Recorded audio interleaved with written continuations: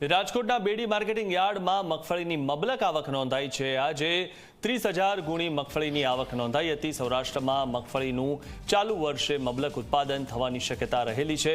રાજકોટના બેડી માર્કેટિંગ યાર્ડમાં ખેડૂતોને મગફળીના ન્યૂનતમ 750 તેમજ મહત્તમ 1,250 રૂપિયા સુધીના ભાવ મળ્યા હોવાનું સામે આવ્યું છે।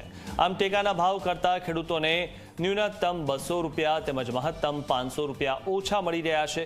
શિયાળા પાકનું આગોતરું વાવેતર કરનારા ખેડૂતોને હાલ પૈસાની તાતી જરૂરિયાત છે, તેમજ દિવાળીનો તહેવાર માથે હોવાના કારણે યાર્ડમાં મગફળી ટેકાના ભાવ કરતા પણ ઓછા ભાવે વેચી રહ્યા છે। મારે આજ રાજકોટ યાર્ડમાં સારામાં સારી મગફળી હતી ને 1170 રૂપિયા આવ્યા છે।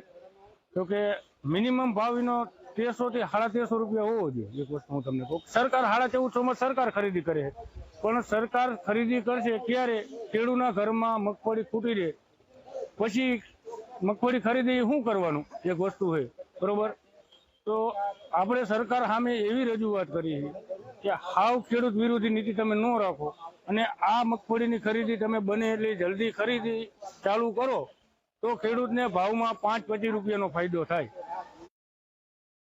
આ રાજ્ય સરકાર ખેડૂતોના પ્રત્યે ખૂબ જ હકારાત્મક પોઝિટિવ છે અને સરકાર બધા ખેડૂતોને યોગ્ય ભાવ મળી રહે એના માટે ટેકાની ખરીદી કરવાના છે।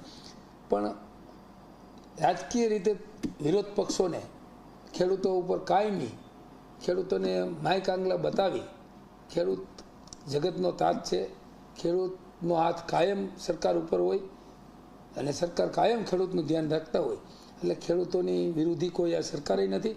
પણ જે પ્રક્રિયા છે રજિસ્ટ્રેશનની એમાં ક્યાંય ટેકનિકલ ફોલ્ટ હોય તો એનો સમય પણ આપ્યો હતો અને ખેડૂતોને કોઈ રજિસ્ટ્રેશન બાકી નહીં રહે એવી સરકાર દ્વારા કૃષિ વિભાગ દ્વારા ખાતરી પણ આપવામાં આવી છે।